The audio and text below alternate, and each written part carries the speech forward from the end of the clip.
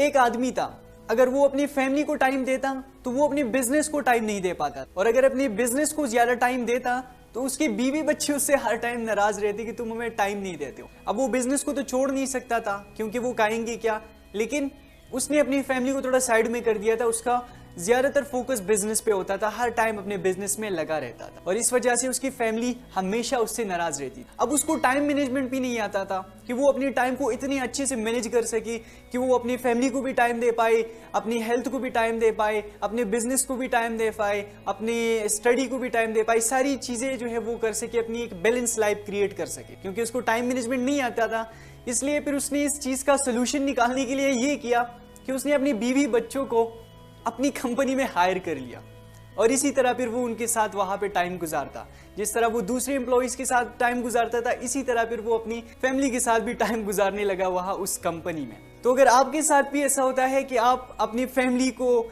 अपनी स्टडी को, अपनी हेल्थ को, अपने काम को, सारी चीजों को टाइम नहीं दे पा रहे हैं, अपनी एक बैलेंस लाइफ क्रिएट नहीं कर पा रहे हैं, और आप ये भी नहीं कर सकते कि आप अपनी फैमिली वाले को अपनी कंपनी में हायर कर ले, तो यार फिर ये आज की वीडियो देख लेना। इसमें इंशाल्लाह आपको कुछ ऐसी टिप्स सीखने को मिलेंगी जो कि अगर आप इंप्लीमेंट करो तो आप इंशाल्लाह अपने टाइम को इतने अच्छे से मैनेज कर पाओगे कि आप अपनी फैमिली को भी टाइम दे पाओगे, अपनी हेल्थ को भी टाइम दे पाओगे, अपनी स्टडी को भी टाइम दे पाओगे, सारी चीजें कर पाओगे, एक बैलेंस लाइफ क्रिएट कर पाओगे। तो चलिए शुरू करते हैं। तो अगर आपको एक अच्छा टाइम मैनेजर बनना है तो उसके लिए सबसे पहला काम हमें ये करना है कि हमें अपनी माइंड को ठीक करना है, अपने बिलीफ्स को ठीक करना है। क्योंकि जो हमारी बिलीफ्स होते हैं वो ही हमारी रियलिटी बन जाती है, और फिर हम उस रियलिटी की बेस पे एक्ट करते हैं।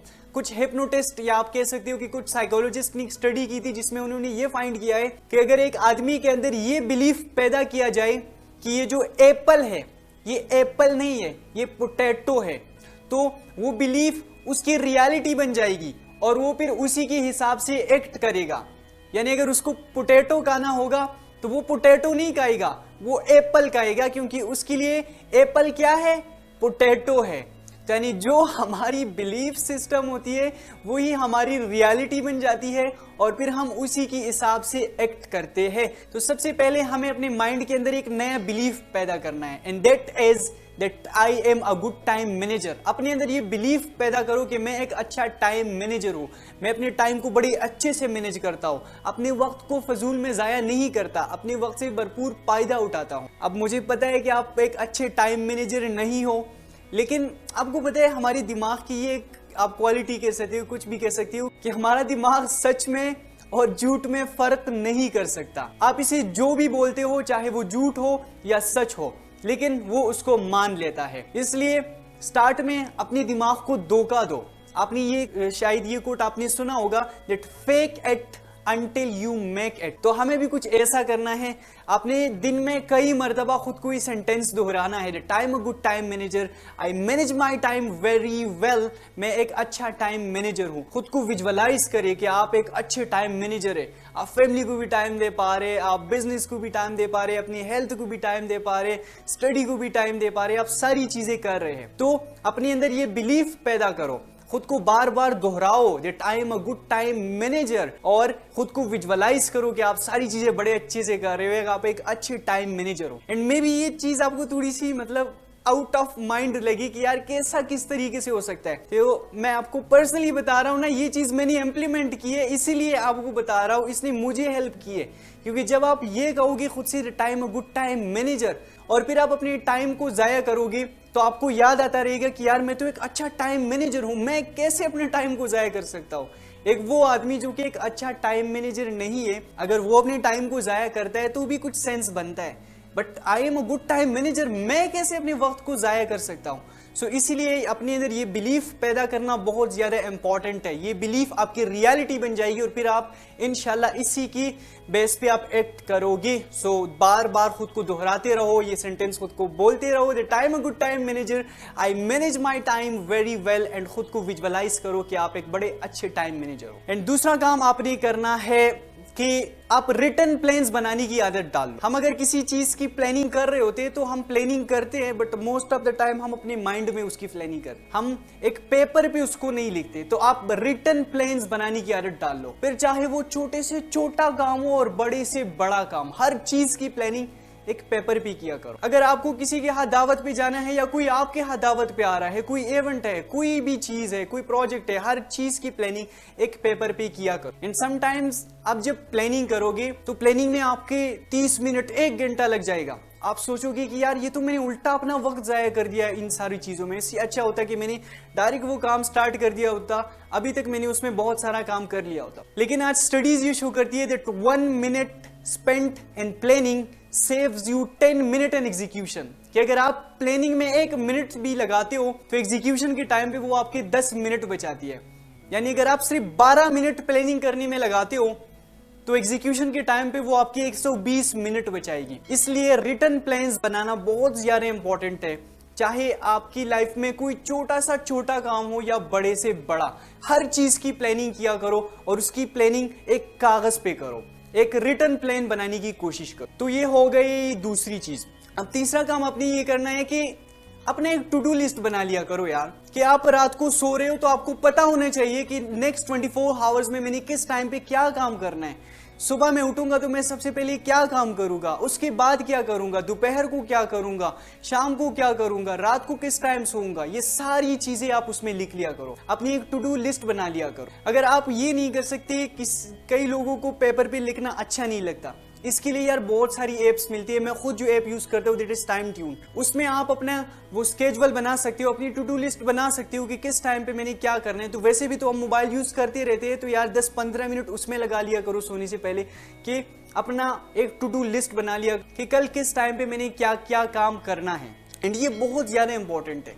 अगर आपका ये भी इरादा हो ना कि कल मैंने कुछ भी नहीं करना, मैं पूरा टाइम जो है मैं बस मोबाइल यूज करता रहूंगा, ठीक है, आप मोबाइल यूज करो, लेकिन फिर भी उसका एक टू डू लिस्ट बनाओ कि कल इस टाइम से लेके उस टाइम तक मैंने मोबाइल यूज करना है।